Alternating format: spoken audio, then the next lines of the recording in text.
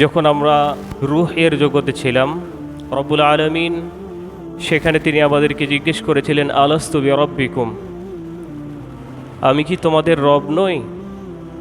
সেখানেও রবের জ্ঞান দিয়েই শুরু হয়েছে। আবার একজন মানুষ যখন মৃত্যুর কোলে ঢলে পড়ে, সে মুহূর্তে আমাদের নবী মুহাম্মদুর রাসূলুল্লাহ সাল্লাল্লাহু আলাইহি ওয়াসাল্লাম শিখিয়ে দিয়েছেন, লাক্কিনু মাউতাকুম লা ইলাহা ইল্লাল্লাহ। মুমূর্ষ ব্যক্তির সামনে তোমরা তালকিন দাও, পাঠ করো লা ইলাহা ইল্লাল্লাহ। তাহলে রূহ এর জগতেও আল্লাহ সুবহানাহু ওয়া তাআলার জ্ঞান ছিল, সর্বশ্রেষ্ঠ জ্ঞান। জীবনের সমাপ্তি লগ্নেও আল্লাহর জ্ঞান শিক্ষা দেওয়ার জন্যেই, আল্লাহকে রব হিসেবে, ইলাহ হিসেবে, মাবুদ হিসেবে মেনে নেওয়ার জন্যেই আমাদেরকে শিক্ষা দেওয়া হয়েছে। তাই আল্লাহ সুবহানাহু ওয়া তাআলার বিষয়ে জ্ঞানের দিক দিয়ে যে ব্যক্তি পিছনে, প্রকৃতপক্ষে সে ব্যক্তিই হলো নিরেট মূর্খ। যারা রাষ্ট্রবিজ্ঞান পড়ে, সমাজবিজ্ঞান পড়ে, জীববিজ্ঞান পড়ে, এরপরে বিভিন্ন ডিগ্রি নেয়, MBBS, FCPS, BCS ক্যাডার, মূলত আমরা এদেরকে জ্ঞানী বলতে পারি, কিন্তু আল্লাহ সুবহানাহু ওয়া তাআলা এদেরকে জ্ঞানী বলেননি। তিনি জ্ঞানী বলেছেন চারটি গুণ যার মাঝে রয়েছে সে ব্যক্তি আল্লাহ সুবহানাহু ওয়া তাআলার ভাষায়, আল্লাহ সুবহানাহু ওয়া তাআলার বিবেচনায় জ্ঞানী। দুনিয়ার কোনো ডিগ্রিধারী আল্লাহ সুবহানাহু ওয়া তাআলার কাছে জ্ঞানী নন যদি এই চারটি গুণ তার মাঝে না থাকে। আল্লাহ সুবহানাহু ওয়া তাআলা কোরআনুল কারীমের 3 নম্বর সূরা আল ইমরান এর 190 এবং 91 নম্বর আয়াতে ঘোষণা করছেন, আউযু বিল্লাহি মিনাশ শাইতানির রাজিম, ইন্না ফি খালকিস সামাওয়াতি ওয়াল আরদি ওয়া ইখতিলাফিল লাইল ওয়ান নাহারি লাআয়াতিন লিউলিল আলবাব। নিশ্চয় আসমানসমূহ এবং জমিনের সৃষ্টি এবং রাত এবং দিনের বিবর্তনের মধ্যে রয়েছে লাআয়াত, অবশ্যই নিদর্শন রয়েছে, লিউলিল আলবাব, জ্ঞানীদের জন্য, বিচক্ষণদের জন্য, বুদ্ধিসম্পন্ন লোকদের জন্য। চারটি কথা বলা হয়েছে। আসমান সমূহের সৃষ্টি নিয়ে যারা চিন্তা করবে, জমিনের সৃষ্টি নিয়ে, জমিন নিয়ে যারা চিন্তা করবে, রাত এবং দিনের বিবর্তনের বিষয়ে যারা চিন্তা করবে, কিভাবে রাতের পরে দিন আসে, দিনের পরে রাত আসে, এই চারটি বিষয় নিয়ে যারা চিন্তা করবে, আল্লাহ রাব্বুল আলামিন বলছেন লাআয়াত, অবশ্যই নিদর্শন রয়েছে, লিউলিল আলবাব, বিবেক সম্পন্ন লোকদের জন্য, জ্ঞানীদের জন্য, বিচক্ষণদের জন্য। তাহলে তৃষ্ণাক্ত ব্যক্তির পিপাসা নিবারণে যেমন পানি অপরিসীম ভূমিকা রাখে, অনুরূপভাবে কেউ যদি জ্ঞানী হতে চায়, সেই জ্ঞানীর জন্য জ্ঞান রেখে দেওয়া হয়েছে এই চারটি জিনিসে। কেউ যদি জ্ঞানী, রব্বুল আলামিনের বিবেচনায় নিজেকে জ্ঞানীদের তালিকায় রাখতে চায়, তাহলে এই চারটি জিনিস নিয়ে তাকে গবেষণা করতে হবে। 1 নম্বর আসমানসমূহের সৃষ্টি, 2 নম্বর জমিনের সৃষ্টি, 3 নম্বর রাত এবং 4 নম্বর দিন, এগুলো কিভাবে বিবর্তন হয়, একটার পরে আরেকটা কিভাবে আসে। এই চারটা নিয়ে যারা গবেষণা করবে, চিন্তা করবে, রব্বুল আলামিনের বিবেচনায় তারাই হলো জ্ঞানী। সম্মানিত সুধী, শুরুতেই আসমান সমূহের সৃষ্টি। আমরা কোরআনুল কারীমে যদি সূরা মুলক 29 নম্বর পারা এর প্রথম পৃষ্ঠায় যদি আমরা দেখি, তাহলে দেখতে পাবো রব্বুল আলামিন এখানে আসমান নিয়ে কথা বলেছেন, তার সৃষ্টি নিয়ে কথা বলেছেন। মুলক মানে রাজত্ব। রব্বুল আলামিন যে রাজাধিরাজ, সকল ক্ষেত্রে মালিকানা, রাজত্ব যে একমাত্র তার, একচ্ছত্র মালিকানার অধিকারী যে তিনি, এই সূরাতে আমরা তার দৃষ্টান্ত দেখতে পাবো। রব্বুল আলামিন বলছেন যে ইন্না যায়্যানাস সামাআদ দুনিয়া বিমাসাবিহা ওয়া জাআলনাহা রুজুমান লিশ-শায়াতিন ওয়া আ'তাদনা লাহুম আযাবাস সাঈর। যে নিশ্চয়ই আসমানসমূহ আল্লাহ সুবহানাহু ওয়া তাআলা তারকারাজি দিয়ে সুসজ্জিত করেছেন। ইন্না যায়্যানাস সামাআদ দুনিয়া বিমাসাবিহা ওয়া জাআলনাহা রুজুমান লিশ-শায়াতিন, আর শয়তানদের জন্য তিনি উল্কাপিণ্ড তাদেরকে আঘাত করার জন্য তিনি সেগুলোকে প্রস্তুত রেখেছেন, এই তারকাগুলোকে। আমরা অনেক সময় দেখি রাত্রিবেলায় যে যেন একটা তারকা ছুটে পড়ল। মূলত দুষ্ট শয়তান যারা, জিন যারা, তারা যখন আসমানে কি আলোচনা হয় এগুলো শুনতে যায়, তাদেরকে সেখান থেকে তাড়ানোর জন্য সেই তারকারাজি উল্কাপিণ্ড হিসেবে তাদেরকে নিক্ষেপ করা হয়, এরপরে তারা পালিয়ে যায়। তাহলে এগুলো হচ্ছে আল্লাহ সুবহানাহু ওয়া তাআলা আসমানটাকে তিনি সাজিয়েছেন তারকারাজি দিয়ে। আমরা বড় বড় কয়েকটি গ্রহের কথা আমরা সবাই জানি, কিন্তু আরও যেগুলো রয়েছে গ্যালাক্সি বা সেই অন্ধকার কিছু গর্ত, বড় বড় বিজ্ঞানী যারা বলেছেন, তাহলে সেগুলো নিয়ে চিন্তা করলে আমরা অবাক হয়ে যাব যে সূর্য পৃথিবী থেকে কত বড়, এর চেয়েও শত শত কোটি গুণ বড় এক একটি তারকা। তাহলে আল্লাহ সুবহানাহু ওয়া তাআলা এই সমস্ত সৃষ্টি দিয়ে তিনি আসমানকে সাজিয়েছেন।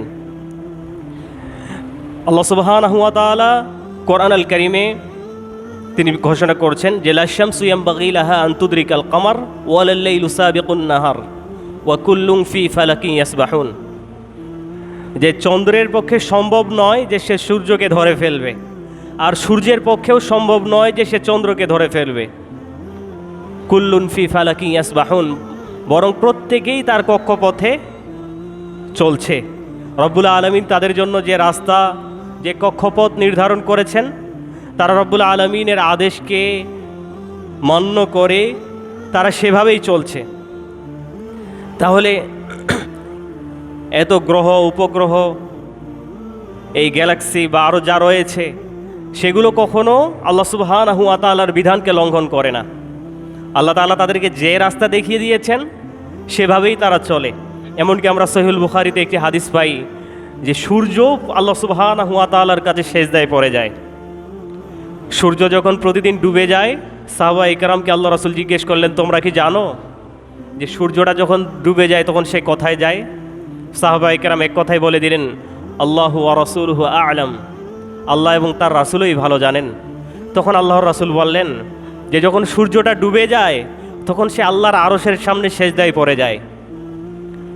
এরপরে সে আল্লাহ সুবহানাহু ওয়া তাআলার কাছে অনুমতি প্রার্থনা করে, প্রতিপালক আগামীকালকে আমি কোন দিক দিয়ে উদিত হব, পূর্ব দিক দিয়ে নাকি পশ্চিম দিক দিয়ে? আল্লাহ তাআলা যখন তাকে অনুমতি দেন যে পূর্ব দিক দিয়ে উদিত হও, তখন সে সকালে পূর্ব দিক থেকে উদিত হয়। অনুরূপভাবে একদিন সে অনুমতি পাবে না, সেদিন তাকে বলা হবে তুমি পশ্চিম দিক থেকে উদিত হও, আর সেই দিনই কিয়ামত সংঘটিত হবে। তাহলে প্রত্যেকটি সৃষ্টি আল্লাহ সুবহানাহু ওয়া তাআলার নির্দেশকে মান্য করে, আল্লাহ সুবহানাহু ওয়া তাআলার বিধানকে অনুসরণ করে, তারা নির্ধারিত পথেই তারা চলে। তাহলে আজকে যদি আমরা সেই আসমানে যেগুলো রয়েছে তাদেরকে যদি আমরা জিজ্ঞেস করি যে কতদিন ধরে তুমি এইভাবে চলছো, তারকারাজি তুমি কতদিন এইভাবে উদিত হচ্ছ, সূর্য তুমি কতদিন ভাবে উঠছো, চাঁদ তুমি কতদিন ভাবে এইভাবে তোমার পথে চলছো, তাহলে তারা এক কথাই বলবে কি যে আল্লাহ সুবহানাহু ওয়া তাআলা যেদিন থেকে তাদেরকে সৃষ্টি করেছেন সেদিন থেকেই তারা সেভাবেই চলছেন। কিন্তু আমরা তাদের তুলনায় কত নগণ্য, কত ক্ষুদ্র, কত ছোট, অথচ এই মানুষ আমরা আল্লাহ সুবহানাহু ওয়া তাআলার বিধানকে মেনে আল্লাহ সুবহানাহু ওয়া তাআলার দেয়া কক্ষপথে চলতে আমরা ব্যর্থ। আমরা কতটা অধম যে আল্লাহর সকল সৃষ্টি, এত বড় বড় সৃষ্টি, সবাই আল্লাহর বিধান মেনে চলে, শুধু এই মানুষ আমরাই শুধু আল্লাহর বিধান মানার ক্ষেত্রে আমাদের যত উদাসীনতা, অবহেলা, অনীহা সব শুধু আমাদের মাঝেই। সম্মানিত সুধী, এভাবে আল্লাহ সুবহানাহু ওয়া তাআলা আসমানটাকে সাজিয়েছেন। তাহলে এইভাবে আমরা যদি আকাশ নিয়ে চিন্তা করি যে খুঁটি ছাড়া এত নিপুণ নিখুঁতভাবে কে সৃষ্টি করেছেন, কে সেই স্রষ্টা? ইব্রাহিম আলাইহিস সালাতু ওয়াস সালাম, যিনি নমরুদের যুগে যার জন্ম, নমরুদের সময়ে যিনি ছিলেন, তার পিতাকে একটার পর একটা প্রশ্ন করছেন, বাবা চন্দ্রকে সৃষ্টি করলো, সূর্যকে সৃষ্টি করলো, তারকারাজিকে সৃষ্টি করলো। তার বাবা নিয়ে যাচ্ছে নমরুদের কাছে যে আমি গিয়ে নমরুদকে গিয়ে দেখাবো যে এই হলো আমাদের রব, এই হলো আমাদের এই স্রষ্টা, এই সব কিছু তিনি সৃষ্টি করেছেন। নিয়ে গেল নমরুদের কাছে ইব্রাহিম আলাইহিসসালামকে, তার পিতা আজর। এরপরে যখন ইব্রাহিম আলাইহিসসালাম বলে ফেললেন, ছোট বালক, যে এটাই যদি আমাদের স্রষ্টা, তাহলে তাকে কি সৃষ্টি করেছেন? এই নমরুদকে কে সৃষ্টি করেছে? সবাই অবাক হয়ে গেল। ইব্রাহিম আলাইহিসসালাম সূর্যকে মনে করলেন এটা আমার রব। যখন ডুবে গেল বললেন, যে ডুবে যায় সে আমার রব হতে পারে না। চন্দ্রকে দেখে মনে করলো এটাই আমার রব। চন্দ্র যখন রাত শেষে হারিয়ে গেল মনে করলো এটা আমার রব হতে পারে না। এভাবে তিনি আল্লাহর সৃষ্টি নিয়ে গবেষণা করতে করতে তিনি বলে ফেললেন, বরং এগুলোকে যিনি সৃষ্টি করেছেন, যিনি এই মহাবিশ্ব পরিচালনা করছেন, তিনিই আমার আল্লাহ, তিনিই আমার স্রষ্টা। তাহলে আল্লাহর সৃষ্টি নিয়ে এইভাবেই আমাদেরকে চিন্তা করতে হবে যদি আমরা আল্লাহর বিষয়ে জ্ঞান অর্জন করতে চাই, যে তিনি কত নিপুণ নিখুঁতভাবে এই মহাবিশ্ব সৃষ্টি করেছেন, এই আসমানসমূহ সৃষ্টি করেছেন, সে নিয়ে আমাদেরকে চিন্তা করতে হবে এবং আল্লাহর কৃতজ্ঞতা, আল্লাহর প্রশংসা করতে হবে। সম্মানিত সুধী, এরপরে জমিন নিয়ে যদি আমরা জমিন সৃষ্টির বিষয়ে চিন্তা করি, এই জমিন আল্লাহ সুবহানাহু ওয়া তাআলা বলছেন যে ইন্না ফি খালকিস সামাওয়াতি ওয়াল আরদ, আসমান এবং আসমানসমূহ এবং জমিন সৃষ্টির মধ্যে রয়েছে জ্ঞানীদের জন্য অনেক বড় নিদর্শন। যারা জ্ঞানী তাদের জন্য নিদর্শন রয়েছে। তাহলে এই জমিন নিয়ে যদি আমরা চিন্তা করি যে আল্লাহ সুবহানাহু ওয়া তাআলা এই জমিনকে মানুষের বসবাসের জন্য অনুকূলে করে দিয়েছেন। এই জমিনের উপরে আমরা চলাফেরা করি, এই জমিন থেকে উৎপাদিত ফসল আমরা খাই। জমিনকে আল্লাহ সুবহানাহু ওয়া তাআলা কতটা উর্বর করে দিয়েছেন। আবার মানুষ মরে গেলে এই জমিনে আমাদের বাবা, দাদা, নানা, পূর্বপুরুষ যারা চলে গেছেন, এই জমিনে তাদেরকে দাফন করেছি। তাদের হাড় হাড্ডি ছুঁই নাই, সব নিশ্চিহ্ন হয়ে গেছে। তাহলে জমিন আল্লাহ সুবহানাহু ওয়া তাআলা এই মানুষের কল্যাণে, মানুষের উপকারার্থে জমিনকে সৃষ্টি করেছেন। এমনকি জমিন আপনাকে আমাকে ফিল্টার করা পানি দিচ্ছে। আল্লাহ সুবহানাহু ওয়া তাআলা সূরা মুলকের শেষে বলছেন যে কুল আরাআইতুম ইন আসবাহা মাউকুম গাওরান ফামান ইয়াতিকুম বিমাইন মাঈন, যে যদি কোনো সকালে প্রত্যুষে তোমরা যদি ঘুম ভেঙে দেখো যে ভূগর্ভের পানি আরও নিচে চলে গেছে, কে তোমাদেরকে পানি এনে দিবে? তাহলে আল্লাহ সুবহানাহু ওয়া তাআলা জমিনটাও আমাদের অনুগামী করে দিয়েছেন। আমাদের কল্যাণার্থেই তিনি এই জমিন সৃষ্টি করেছেন, আমাদের বসবাসের উপযোগী করে দিয়েছেন। একবার চিন্তা করি, একই মাটি যদি আমের কোনো আঁটি ফেলি আম গাছ হয়, তেঁতুলের আঁটি ফেলি তেঁতুল গাছ হয়, একটা মিষ্টি একটা টক, মরিচের বিচি ফেলি মরিচ গাছ হয় ঝাল, আবার নিম গাছের ফল ফেলি হয়ে যায় তিতা। একই জমিন আল্লাহ সুবহানাহু ওয়া তাআলা তার এই যে উৎপাদিত এই বিষয় এক এক রকম, কোনোটার সাথে কোনোটা মিলে না। কত বড় নিয়ামত আমাদের জন্য। আজ যদি জমিন থেকে পানি না উঠে, জমিন যদি তার উর্বরতা হারিয়ে ফেলে আল্লাহর নির্দেশে, তাহলে মানুষ টিকে থাকার এই পৃথিবীতে কোনো ক্ষমতাই রাখে না। আল্লাহ সুবহানাহু ওয়া তাআলা এই জমিনকে আমাদের জন্য কতটা উপকারী এবং আমাদের জন্য কল্যাণকর হিসেবে সৃষ্টি করেছেন। তাহলে এই জমিন নিয়ে চিন্তা করবে জ্ঞানীরা, এই জমিনকে নিয়ে চিন্তা করবে। ইন্না ফি খালকিস সামাওয়াতি ওয়াল আরদ, আসমান সমূহের সৃষ্টি এবং জমিনের সৃষ্টি। ওয়াখতিলাফিল লাইলি ওয়ান নাহার, এবং রাত ও দিনের বিবর্তনের মাঝে লাআয়াতিল লিউলিল আলবাব, নিশ্চয়ই জ্ঞানীদের জন্য, বোধসম্পন্ন লোকদের জন্য আয়াত রয়েছে, নিদর্শন রয়েছে। এই যে রাত এবং দিন, রাতকে আল্লাহ সুবহানাহু ওয়া তাআলা কোরআন আল কারীমে বলছেন ওয়া জাআলনাল লাইলা লিবাসা, রাতকে তিনি পোশাক স্বরূপ করেছেন, আমাদের জন্য পোশাক স্বরূপ করেছেন রাতকে। ওয়া জাআলনান নাহারা মাআশা, আর তিনি দিনকে আমাদের জন্য জীবিকা, রুজি রুটি তালাশের জন্য আমাদের জন্য করেছেন। কিভাবে আমরা আমাদের জীবনটাকে বাঁচাবো, এই জন্য তিনি আমাদেরকে দিন দিয়েছেন। আজকে ছোট্ট একটি উদাহরণ দিলে বুঝতে পারবো যে কিভাবে প্রত্যেকটা সৃষ্টি আল্লাহ সুবহানাহু ওয়া তাআলা, তিনি যে মহান রাজাধিরাজ, নিপুণ এবং নিখুঁতভাবে তিনি সৃষ্টি করেছেন, এবং প্রত্যেকটি সৃষ্টি আল্লাহ সুবহানাহু ওয়া তাআলার বিধান মানে। শুধু আমরা মানুষ ছাড়া। তার বাস্তব একটি প্রমাণ, আজকে ধরেন যে একটি ট্রেন সে ছেড়ে যাবে সকাল 8টায়, স্টেশনে কি মাইকে অ্যানাউন্স করা হলো এই ট্রেনটি 3 ঘন্টা বিলম্বে ছাড়বে, 3 ঘন্টা বিলম্বে ছাড়বে। মাত্র কয়েকটি ট্রেন যারা পরিচালনা করছেন সে সমস্ত দায়িত্বশীলকে লক্ষ লক্ষ টাকা দেওয়া হচ্ছে, এরপরও কয়েকটি ট্রেন তারা সময় মতো পরিচালনা করতে ব্যর্থ। কিন্তু পৃথিবী সৃষ্টির শুরু থেকে নিয়ে শেষ পর্যন্ত এই চন্দ্র এবং সূর্য, যে দিন শেষে রাত আর রাত শেষে দিন, এই যে আল্লাহ সুবহানাহু ওয়া তাআলা নির্ধারণ করে দিয়েছেন, আল্লাহ সুবহানাহু ওয়া তাআলা কিভাবে এই মহাবিশ্ব পরিচালনা করছেন, সুবহানাল্লাহ সুবহানাল্লাহ। আর সামান্য কয়েকটি ট্রেন লক্ষ লক্ষ স্যালারি পাওয়ার পরেও তারা পরিচালনা করতে ব্যর্থ। এই জন্যে আল্লাহ সুবহানাহু ওয়া তাআলা হলেন মালিকুল আমলাক, রাজাধিরাজ, সকল ক্ষমতার উৎস তিনি একদিনও সূর্যটাকে 3 ঘন্টা পরে উদিত হওয়ান নাই, যে 3 ঘন্টা পর সূর্য আজকে উদিত হবে, যে সন্ধ্যা আজকে সকাল হবে আরও 3 ঘন্টা পরে। কখনো এমনটা হয়েছে? পৃথিবীর শেষ দিন পর্যন্ত, কিয়ামত পর্যন্ত এমনটা হবে না। আল্লাহ সুবহানাহু ওয়া তাআলা এভাবেই পরিচালনা করছেন। কিন্তু মানুষ আমরা এতটাই নগণ্য, এতটাই অধম, এতটাই দুর্বল, আমাদের পক্ষে নিপুণ এবং নিখুঁতভাবে কোনো কিছু পরিচালনা করা সম্ভব আদৌ নয়।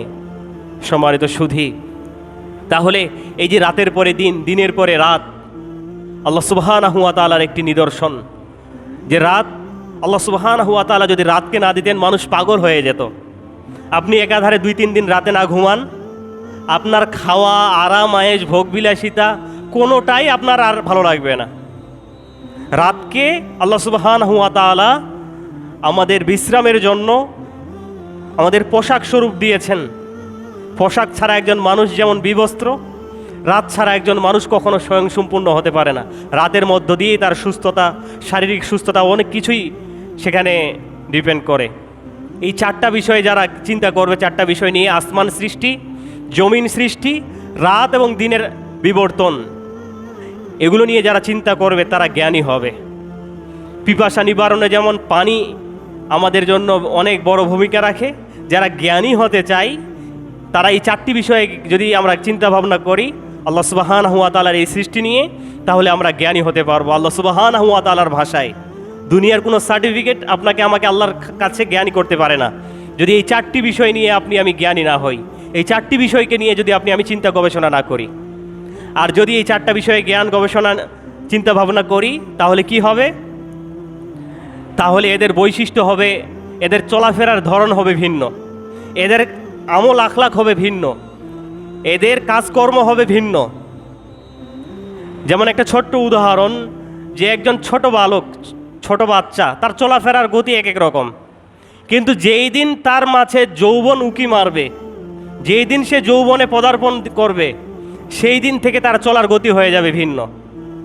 যারা আমরা বাবা মা, দায়িত্বশীল, নিজের সন্তানের দিকে তাকালেই বুঝতে পারবো যে ছেলের মাঝে, মেয়ের মাঝে যৌবন এসেছে, তার চলার গতি সেদিন থেকে ভিন্ন হয়ে যাবে।